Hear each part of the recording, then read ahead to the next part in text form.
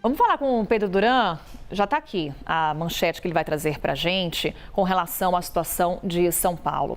Para falar sobre motoristas que matam 20 vezes mais do que assaltantes no estado de São Paulo. Hoje, por exemplo, Pedro, a gente está aqui falando de questões relacionadas ao trânsito de fato, né, Pedro?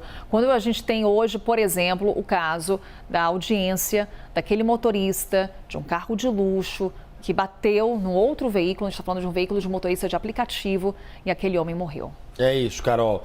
E chama atenção para essa estatística macabra aqui do estado de São Paulo, que mostra que os crimes de trânsito, e a gente fala aí de homicídios culposos e dolosos, eles são muito mais significativos, numericamente falando, do que os latrocínios. Os motoristas paulistas, eles têm tido uma letalidade e impacto muito maior do que os assaltantes, né? O latrocínio é o roubo seguido de morte e no caso do trânsito a gente tem tanto o homicídio culposo quanto o homicídio doloso. A diferença entre eles é que o homicídio culposo, ele é quando você supostamente não tem a intenção de matar, mas acaba causando essa morte de quem está ali também dirigindo, enfim, participando da dinâmica do trânsito. O homicídio doloso é quando há a intenção de matar. E aí, é claro, você tem nesses elementos a imperícia, a imprudência, mas mais do que qualquer outra coisa, as pessoas que dirigem alcoolizadas. Justamente sobre isso, um foco maior por parte, inclusive, das autoridades para poder garantir que esse tipo de caso, como aconteceu desse motorista com a Porsche, não se torne regra. Mas as estatísticas vêm mostrando que, de fato, é um crime muito mais comum do que a gente imagina.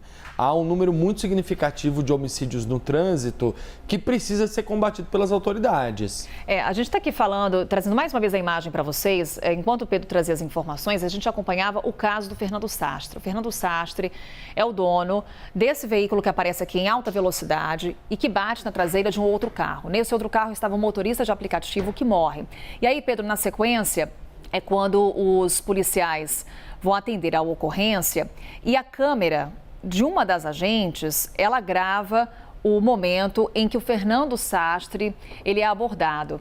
Quando você fala de embriaguez, você traz a questão aqui do Fernando Sastre, porque ele tinha sinais de embriaguez e naquele momento não foi realizado o teste do bafômetro. E os policiais que estavam no local liberaram ele para poder ir embora junto com a mãe. A mãe chegou para resgatar ele. Aqui apareceu ela ali.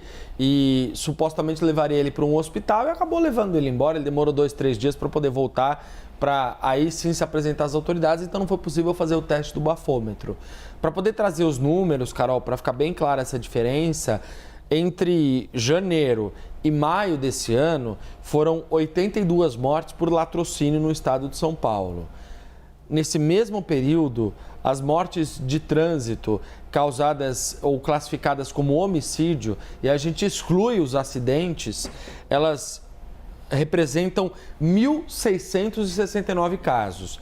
Então, há uma diferença bastante significativa entre essas duas classificações e, por isso, é preciso haver um esforço para que as pessoas que saem todos os dias para poder, enfim, circular pela cidade, dirigir e que acabam bebendo, não entendam que há uma sensação de impunidade. É preciso mudar a cultura do cidadão paulista para que ele entenda que dirigir e beber é uma combinação perigosa.